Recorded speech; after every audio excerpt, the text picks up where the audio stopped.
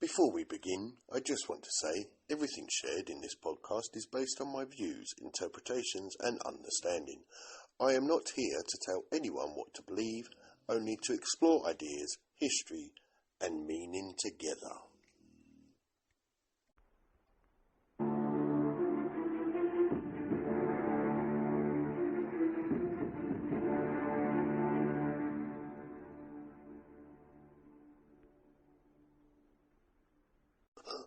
Welcome, my daywalkers, my creatures of night, my warriors, my wanderers, and everybody else in between. Welcome to Leo's Infinite Frequency, and the Great Hall is now open. So, this is again one of the pillar episodes of the week. Today's Thursday's episode, and it will be on, today's on a ancient god, and his name is Odin. But before we get to that, and before we get into what's coming up, I'd like to obviously check in. First of all, say hello. Welcome wherever you're listening from. If you're new, thank you so much for finding the frequency and trying this out. Hopefully, you stick around. I'm truly happy at the moment. I'm living a very healthy, a very good life right now. And I've been doing lots of research, lots of promoting in the background. I've got some big things coming on to the show now. I told you I've got my friend's band who have, they've got an album coming out. I'm going to be having some of his music to give you guys a taste. And then we're just going to absolutely, once the album's ready, I will get it on here. We'll tell you where you can download it. And that'll be the music that I use in between my shows for now as well. I've got another friend of mine, so that guy is, their band's in America. I've got another guy who's in the UK who is in the mental well-being field. He's got direct experience, he's got lived experience, and he's got work experience within that sort of field as well. So he's released a book. It's an exceptional book. I'm just waiting for the copy to come through. I'll give it a read and then I will give you a review. And that's something else that I thought, would just be nice to have out there. And it also gives me something else to fill the gaps with in between. And it stops me having to go and use paid adverts and stuff like that, because I really don't want to. I want to keep this as it is for as long as humanly possible, because if it doesn't align with the frequency, then it doesn't belong. And this opportunity come up, two friends doing two different projects, and I can incorporate it within mine. And who knows, maybe you guys all like it, maybe you get something out of it. But it's just, we're helping each other build, so it's awesome. Anyway, so I've digressed a bit. Today's show is on Odin, Viking god of war. Now, what I'm going to do, I am going to grab a quick cup of coffee, because this is going to be a storytelling adventure, if you like. I'm going to take you on a journey, and this story comes from ancient times. Before there were sort of set religions. This is before Christianity. This is paganism time. Before Christianity is what paganism literally translates to. So really looking forward to getting into it. So go grab yourselves a coffee, put your feet up. I'm going to stick a little bit of music on. And then when I come back, you will hear the rip-roaring fire, because I'm going to get one going, sit next to it in the studio, and just take you, hopefully, on a journey that will immerse you within the faith and beliefs that I now follow. Remember, always check what I say. Don't take my word as fact. And again, I'm not trying to tell you what not to believe. I'm not trying to be anything other than I'm on my journey and we're exploring it together, which is so awesome. So I'll stick the music on and then we'll be back. I'll get the fire going as well. So give me a minute or so.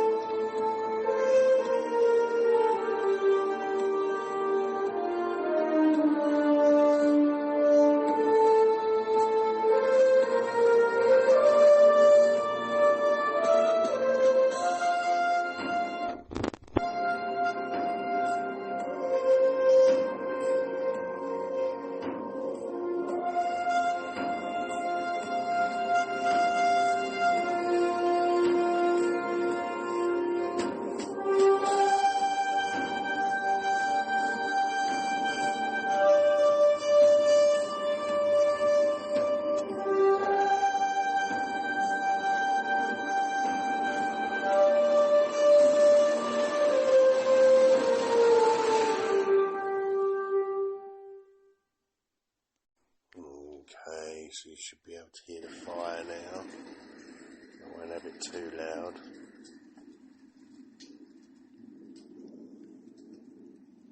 Oh, it sounds like the weather's rolling in now as well. Well, what a better time to begin than now. So come in, my tribe.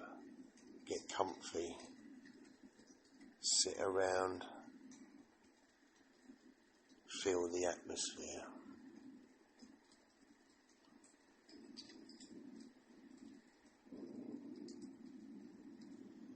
Wherever you are, just settle down for a moment.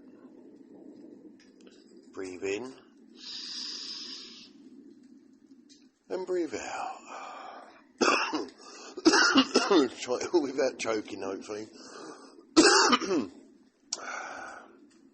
Because tonight, this isn't noise. This isn't distraction.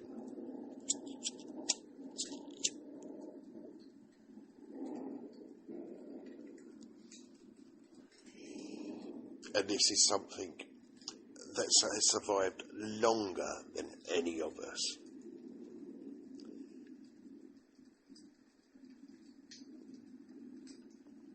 Not because it was written, but because it was worth remembering. You see, tonight we're going to speak of Odin. But not as a king, not as a god on a throne. Tonight, we speak of him as something far more dangerous. A seeker who was willing to pay the cost.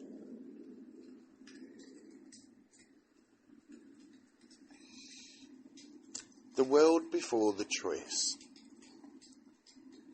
Before the choice, there was a tree.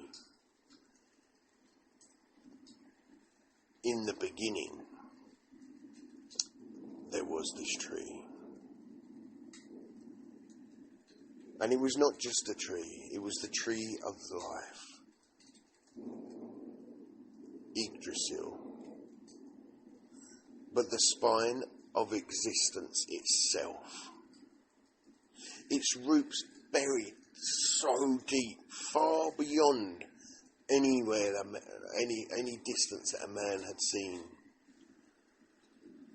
In places no one willingly goes, to the depths beneath, which have long since been forgotten. The branches stretching in all directions, reaching as far as the eye could see, and in fact beyond what the eye could even follow. And the thing with this tree, you see, everything touched it. Everything depended on it. And yet, very few truly understood it. Now, Odin, with his curious nature and his thirst for knowledge, he often stood before it. And he wasn't uncertain and he wasn't confused. But he was aware of something most weren't. Because he knew something most never accept. There is knowledge in this world that cannot be given, but only taken through sacrifice.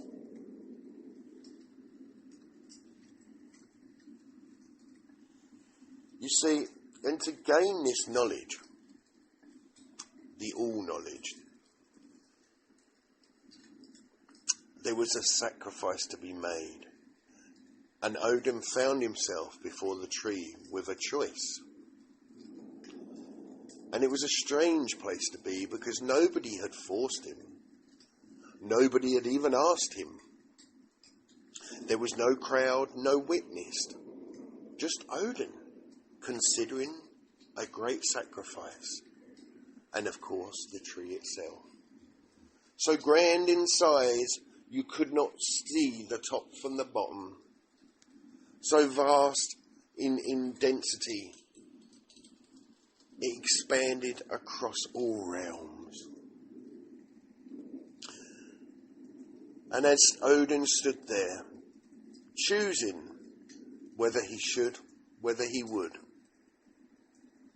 and then all of a sudden, he chose. What did he choose, I hear you say? Please tell us now. Odin gave himself. He gave himself to the tree. And I don't talk of gently, not symbolically. He pierced himself with his own spear, a wound chosen, a pain accepted. He wounded himself, and he had already accepted the pain to come. And there, upon the tree of life, upon Yggdrasil, he remained. And he didn't just remain for a little bit of time, no. There were 9 nights of endurance, of sacrifice. 9 nights. Not a moment less. No food, no water, no comfort. You see, for this was the greatest sacrifice of all. No one came to help him. No one came to ask if he was okay. You see, this was not survival. This was endurance with purpose. Sacrifice with reward.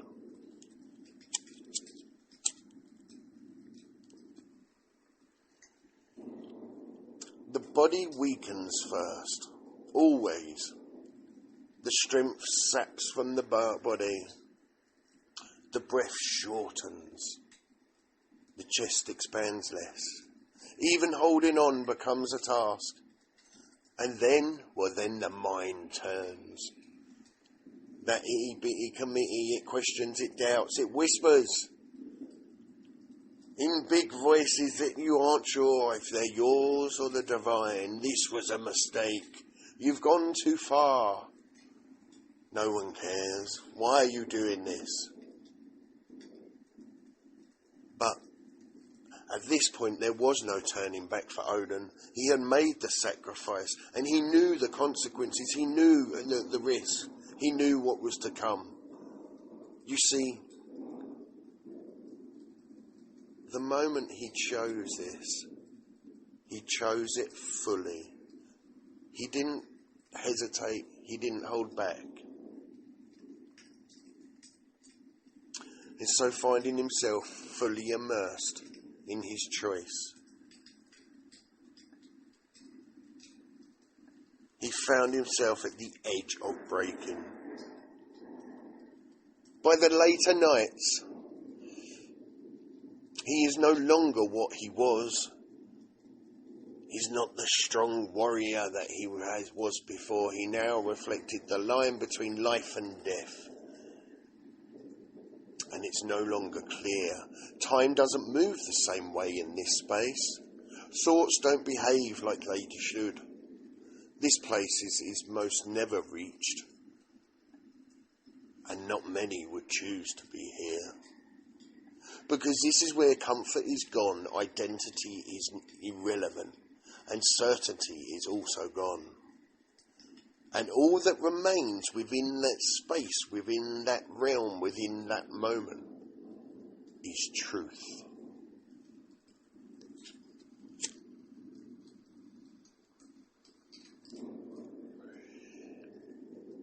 And then comes the turning point. You see, then, in that space, on that edge, just on the brink of it all, Odin, he found himself not looking outward, not upwards, but instead he found himself looking down. But not for escape, and strangely not for relief either. He found something much deeper, and there, beneath him, within the fabric of existence itself, he saw something. He saw them for the first time ever. The symbolic runes. Not symbols as we think of them, not letters, but they were forces, they were truths, they were power, understanding.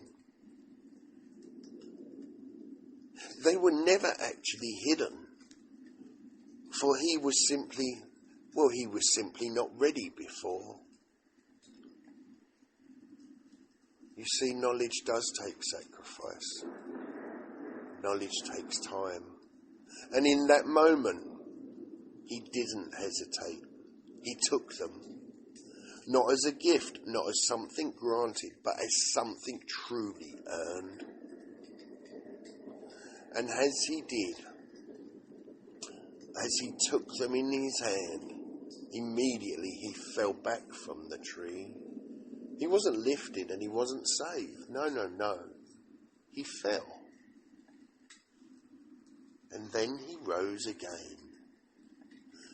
But when he rose, my beautiful tribe, he was not the same. For he had endured. He had sacrificed. And the knowledge and the runes were his reward. The return and what he became. Odin did not return stronger, not in the way most think. He returned more aware. He had seen what lies beneath, and he had paid the cost. And now he carried something no one else had earned in the same way.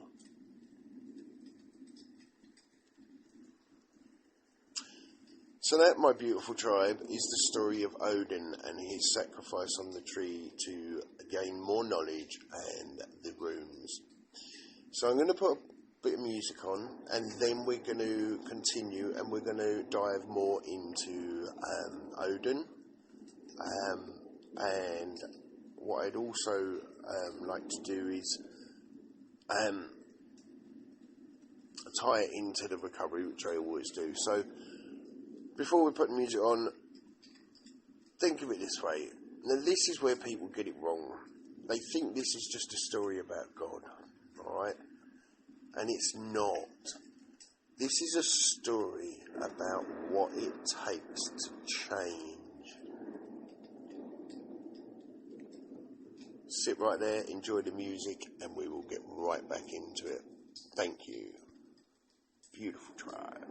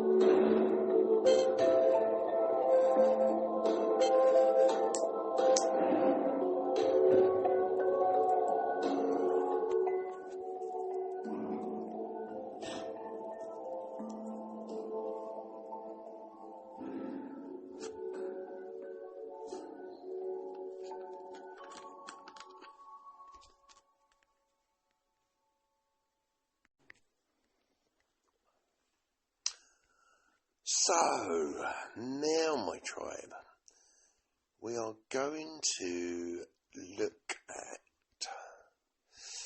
the story in more depth now. I'm going to put it apart. And what we're going to do, there we go. Right.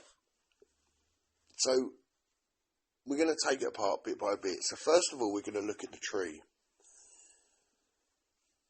And you might be thinking, what the hell are you on about? We're going to look at a tree, you nut job.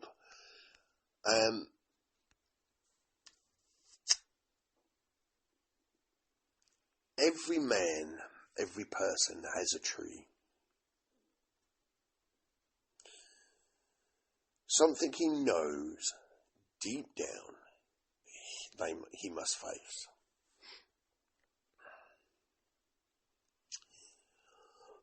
It's not always obvious. It doesn't always jump out. There are some things that are more obvious than others. There are some addictions that are more blatant than others. But it's usually the thing that we avoid the most.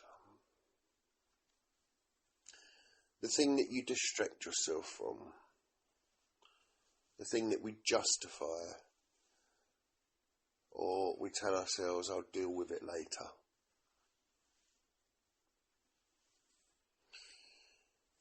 We're talking about addictions, pattern behaviours, relationships, facing truths about ourselves,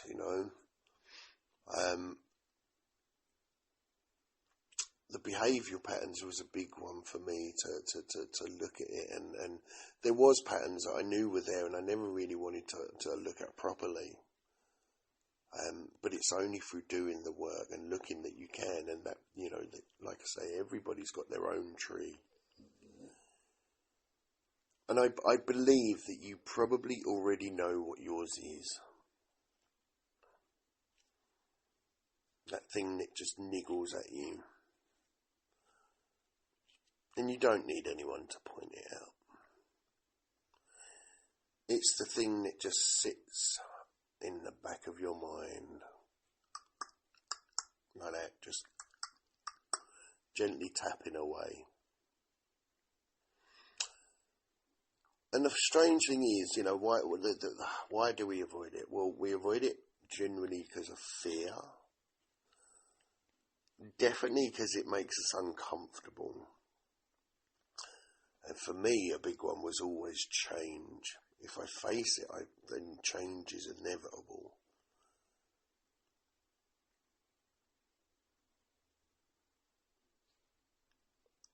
And like I said, the truth is, honestly, most of us already know what we've got to face. Which is strange, because then we don't avoid it because we don't see it. We avoid it because we do see it.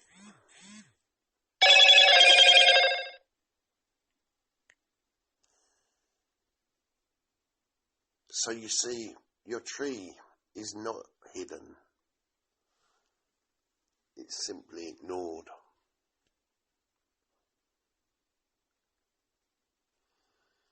Now, the next section of the story was about the 9 nights.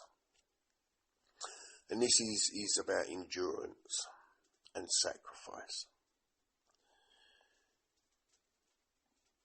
And when you finally face the tree that you've been avoiding, it doesn't get easier straight away. It's not, miraculous that, right, I'm looking at it now, oh, wicked, oh, I'm done, it's all done. No. This is where people expect quick change and don't get it. There's recovery is such a paradox of events, because I really wanted a lot of change a lot quicker, and it's taken 5 years to get to where I am, and now I'm starting to see it. I think certain changes are happening quicker, but there is a point where it feels like it's been delayed. You don't feel better instantly. That I don't remember that ever happening. What I do remember is how uncomfortable I felt, how restless I was, couldn't sit still, hated silence, unsure of who I was, unsure of what I was doing, unsure if I should carry on, unsure if I should stop, unsure if I was really, if I really had problems, unsure if I could ever get over my problems. Just crazy. And then on top of that, when you bring in the early recovery, sitting with urges and things that I used to think were triggers, and sitting there trying not to act on impulses, on instant gratification, letting feelings exist without escaping them. That was impossible for me.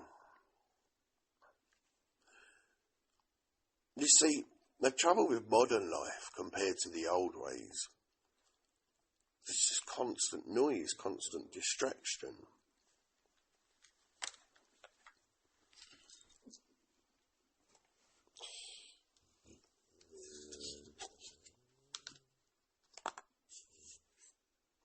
We're not used to sitting down with discomfort.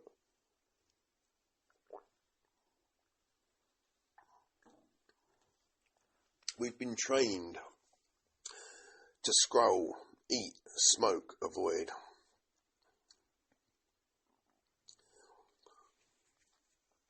Those moments where you want to escape, but you don't.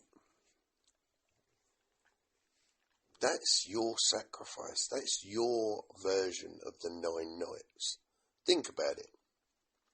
The moments where you want to escape, where you want to get away from it, you just had enough, but you choose to stay. That's you sacrificing. That's you in the 9 nights. Growth doesn't feel like progress at the start. It really doesn't.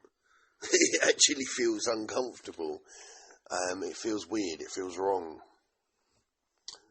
And then endurance isn't about strength. It's about staying when you want to leave.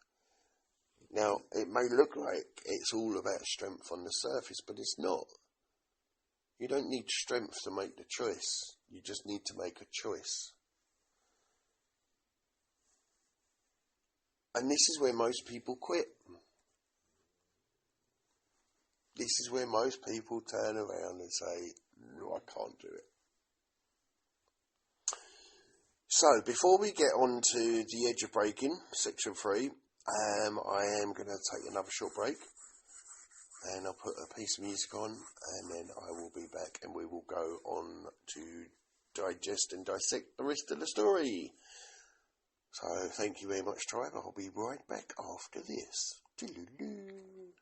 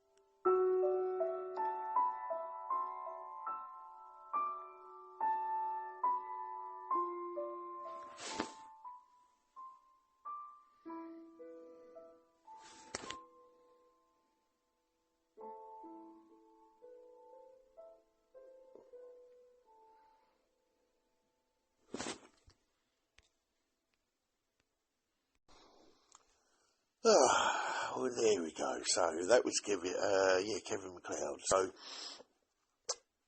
we're now going to move into the part where no one really talks about this bit, because this is the edge of breaking. There comes a part, there's a point where you feel like you just can't do anymore. The mind starts pushing back. The voices start. This isn't worth it. This is too hard. Just go back. It'll be easier. The doubt starts kicking in and hitting you from all angles. Then there's the frustration as well. If you're, still making the same mistakes and feels like you're not getting anywhere. And these are dangerous times, because these are the times that can lead to a slip quite easily. The times when you question everything, when maybe you're just not sure if you should carry on, and your mind is trying its hardest to pull you back. The disease is in full flow. You see, I believe that the brain wants comfort, not growth, although growth is what we need. It wants to fight change. It doesn't seem to like change. It likes to stay where it is. And it doesn't matter if that's good or bad, because going through this process, you are definitely going to end up in a better place. But it takes real courage, real strength, to keep going, to keep facing those demons.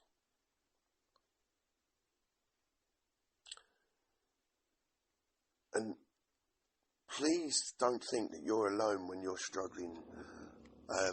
Sorry if you can hear Marnie snoring in the background. Please don't think you're alone when you hit these hard times. Some of the strongest advice or suggestions I was given was to make a fellowship of people that when things are going well, because you're going to need it in these times. And this is where people turn back. This is where we lose a lot of our tribe members. This is where we lose a lot of people in recovery. You see, your mind will try to convince you to quit. Try to convince you it was easier the old way. This is a lot of work. Nothing's changing. Everything's the same. And it's not because you're weak, but it's because you are actually changing. You see, this point where people normally walk away, well, this is the key moment. This is the exact point where the work starts to matter. When you've had enough of having enough, when you're fed up, when you're sick and tired of being sick and tired, this is the moment. And for me, I think this is like the runes moment. And if you stay long enough, if you work hard enough, if you don't let the voices win, if you don't let the doubt win the day, something shifts. It's not dramatic. It's not a huge boom moment. Not instant. It's different. The shift is real. You'll start to see things clearly. You start to notice more. It's like you're paying more attention, you're more aware. Patterns become obvious. And then that leads to you understanding your behaviour. And none of this happens instantly. I know I keep saying that. This is a lifetime long journey that I'm on.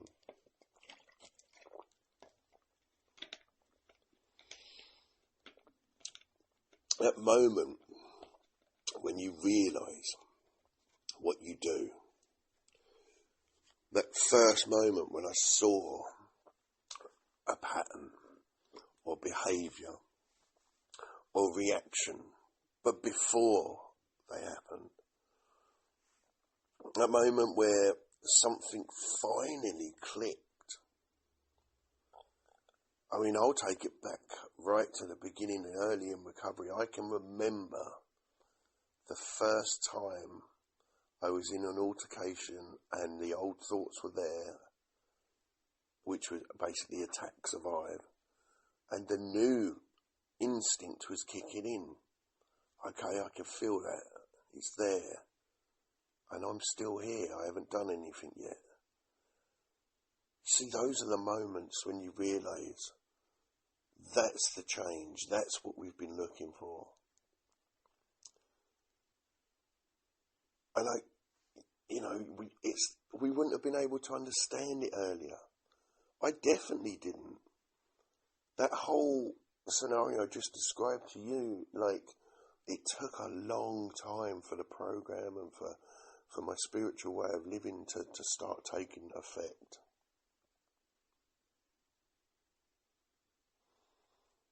We have to go through the hard stuff. We have to go through the discomfort. We have to go through the sacrifice in order to be given the runes. And the runes are the insight. The runes are where we can see the patterns, the old habits. Start seeing clearly. And then, once we've gone through that, there's the return, the transformation.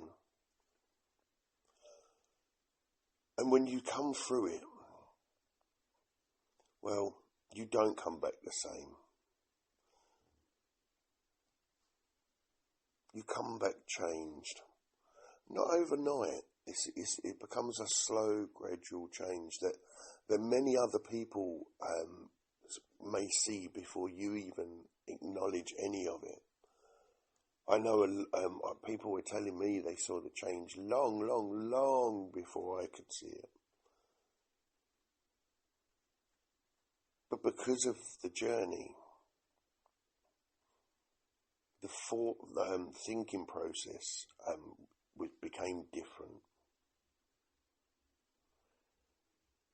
The way I reacted was different. I was able to see things differently from different points of view. I didn't always understand it, but I started to see it.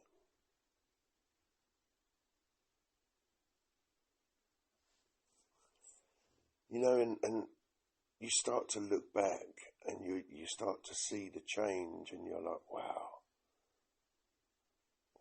this is happening. And then when you look back after a few 24s, you realise just how far you've come. And that's power, because when I realise how far I've come, I just want to keep going forward, and it makes it all worth it, and it has been.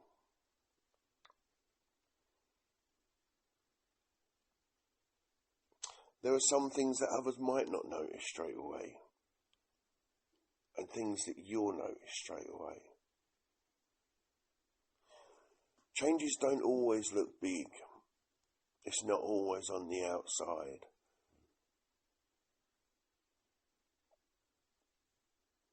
But things definitely feel different. You don't realise it at first. You don't necessarily understand it. But you've shifted. And I found it was, once I'd seen it, it's something I couldn't unsee. And it leads to seeing more and having more clarity and more understanding. And the absolute irony of this is that, or the paradox is that for me to continue to learn, I have to keep asking questions. And for all the answers I get, I just get more questions. And I guess that's the remaining teachable part. You know, always being willing to study, to learn, to grow, to endure, to sacrifice in order to learn, grow and rebuild and change. So, I'm going to stick some more music on because I would like to go get a cup of coffee. And then I will bring it into the final, I'll bring it all together. And then we'll probably have a couple of questions from the email address, see what's come in. And then we'll go from there. So, sit back, enjoy the music, and we'll be right back after this.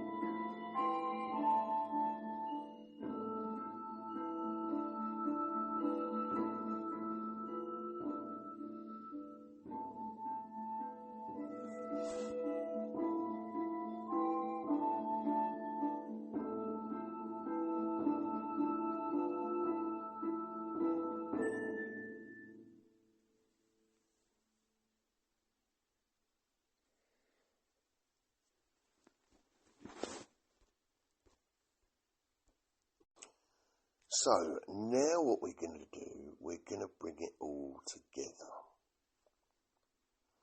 You see, when you hear that story, don't admire it. See, it's not about Odin being special. It's about what he represents, what he shows us. Everyone faces something, even a god. Everyone has a moment, everyone has a choice.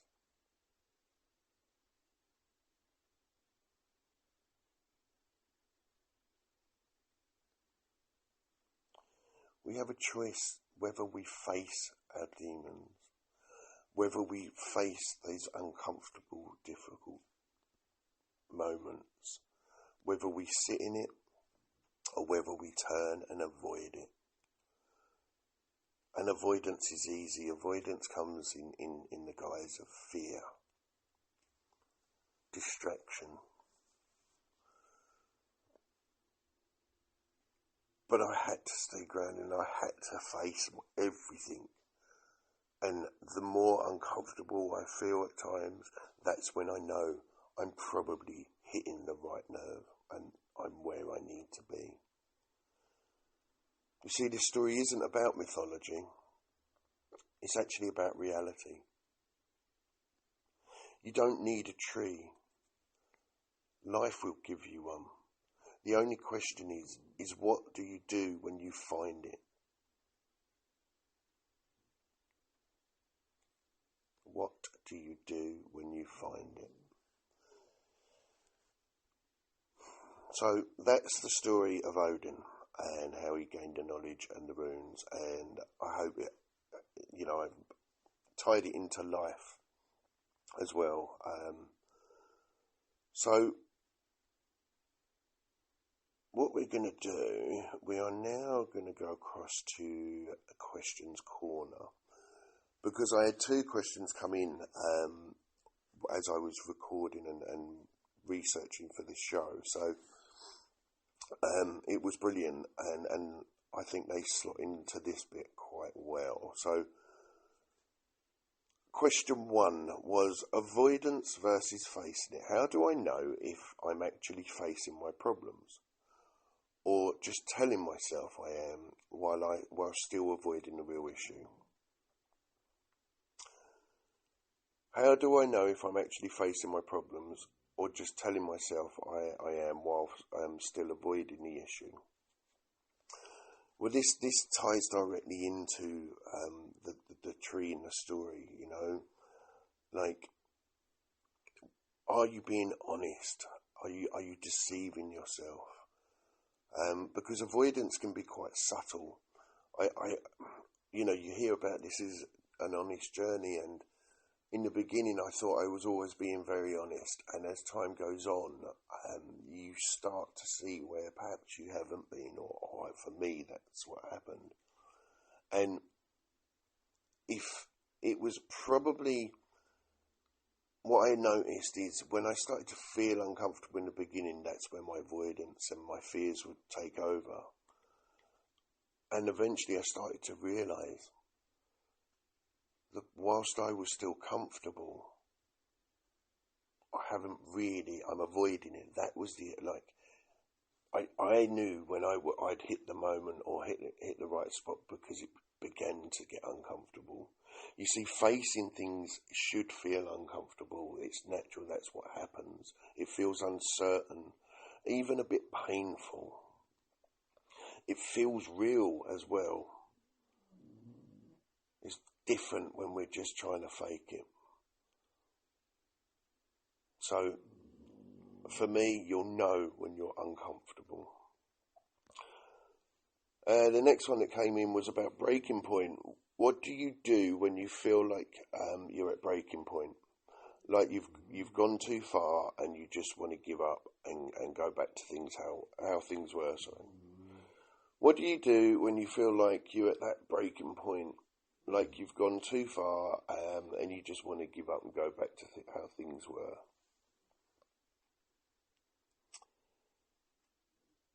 Well, this ties into the 9 nights in the story when Odin was sacrificing himself on the tree. You see, the 9 nights represents the endurance, represents the struggle. This is the part where you're ready to give up. Like, can you take any more? He went 9 long nights, endured. We spoke about how they felt like an eternity.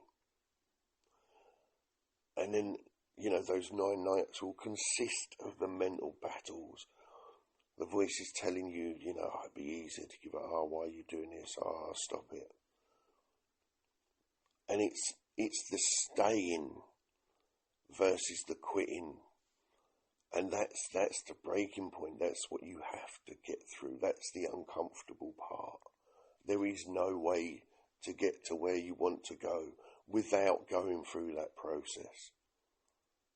That moment is part of the process. That's where most people turn back. just you remember, you don't need to win the whole battle straight away, but you do need to stay in it. You do need to stay firm. You do need to hold. And it won't be easy, it won't be comfortable, but it will be worth it. That I can promise you. So that was 2 questions this week from some of our tribe members around the world. I absolutely love you all for that. And it actually brings me into something that happened this week with me and Marnie Moo.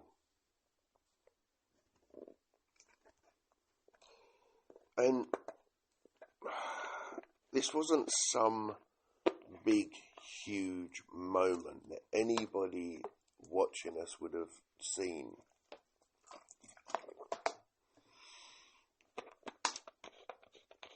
But it was real. And it connects more than you might think. So, Marnie and I were sitting indoors. We was recording this show, actually, the first few segments. And we was both a bit restless, and I couldn't quite get the recordings how I wanted. So I looked at her, she looked at me, and there was this knowing look. We're going out, aren't we? Yes, we are. Where are we going? Don't know, let's just get dressed. So did that. She's bouncing about. Anyway, we went for a walk, and we went along the canal. We went through the reservoir, along the canal, and ended up in the city centre. And the walk itself was just pure bliss as well, because we were just walking. Didn't really know where we was going. I was thinking about maybe getting something to eat, maybe a coffee, but the whole experience was just nice. We was out. Now, what made this different from normal is we're comfortable. We're in a position where we're actually a bit comfortable, and we decided to, we went out and we had a few quid in our pocket, which meant I felt free. And we was out in the world. So we got into town, the atmosphere was nice. I could smell burgers. That's all I could smell. And Marnie wanted a burger. And I looked at her, we sat down, we decided. So we sat on the bench. We decided what we was going to eat. She said a burger and I wanted pizza. She was like, no, I want burger. So obviously we ended up having burger.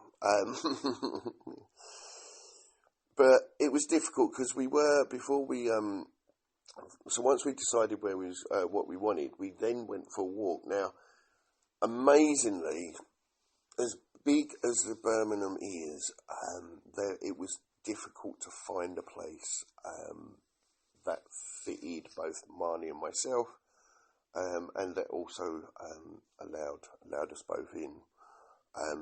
Surprisingly, I had rejections over Marnie, and Marnie had rejections over me, so that was quite comical. And the worst one I felt was, I'm not going to name the bar. There was a doorman on. I got there and I was told it was a private event. I thought, fair enough. And I went to walk away, and then a group of 4 people turned up. And anyway, it doesn't matter. Does not matter. I rose above it. I didn't react how I used to react.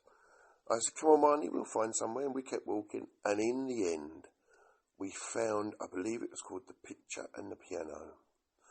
And it's right by the canal. And they've got a balcony that overlooks the canal. And it was just beautiful. And when we got there, I went in and sort of just stood by the door. And the manageress came over, and she was so happy because they are a doggy-friendly place. They've been trying to get more doggies in. So then she asked if Marnie could, if she could take pictures of Marnie. And of course, Marnie sits there, puffs her chest out, and she's having her photos taken because she's going to go on their website, and because they want to encourage dogs. So that was awesome. That was a beautiful experience. And then they took us through, and on the balcony it was on the floor they put AstroTurf, so it was really comfortable for her to lay on. And then got us a coffee, I had a burger, Marnie had, so I had a burger bun and chips in the works. Marnie had some chips and a couple of, I bought her 2 patés, burger patés they brought out for it. It was lovely, absolutely lovely. And I sat there, having a cigarette after my meal, realising that I don't know the last time I did something like that for myself. And to go out to dinner with the absolute best company in the world was awesome. And I will put a picture up. I will. And I was able to do that because I didn't snap in the earlier part of the story. I did receive rejections, and one of them really stung. But I didn't let it sit. I acknowledged it. It was uncomfortable. But I also believe in the way of my life, in that I always end up where I'm supposed to be, and I'm always already right where I'm supposed to be in that moment. So I held out, and I'm glad I did. And it was the whole evening. I had everything. I had rejection. I had movement. I had progression. I had it all absolutely made me feel amazing, and I was very proud of myself in that moment of how far I've come. You see, in the past, definitely early in recovery, that rejection would have sent me home, or I would have reacted emotionally, and there would have been a whole different outcome. So you see, sometimes you've just got to stay in it, just long enough for something better to show up. You see, just let it naturally feel like.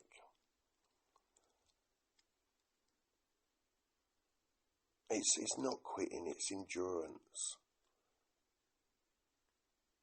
You see, we have to stay there, stay in present. So I hope you've enjoyed today's show. I hope it gives you some kind of guidance. I'm working on that bit. So what we're going to do, we're going to wrap up the show. I really enjoyed today. I hope you enjoyed that story about Marnie and myself Marnie and I going to dinner. It was awesome. We are going to wrap up, and then we are back on Sunday. Don't forget, we're looking at a spiritual leader. I think I might do a couple of spiritual leaders from different continents around the world. So yeah, I am going to wrap it up. I love you guys so much. Thank you so much for tuning in wherever you are. I hope you've enjoyed the show today.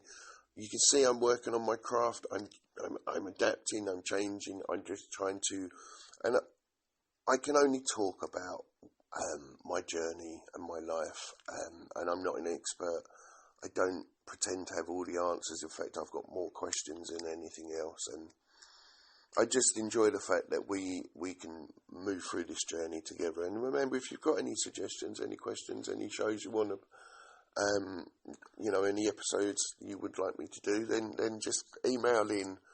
Don't forget the email address will now be up on the bottom of the description as well. So thank you again, my day walkers, my creatures of the night, my warriors, my wanderers, and everybody else in between. I hope you have a beautiful day. Skull.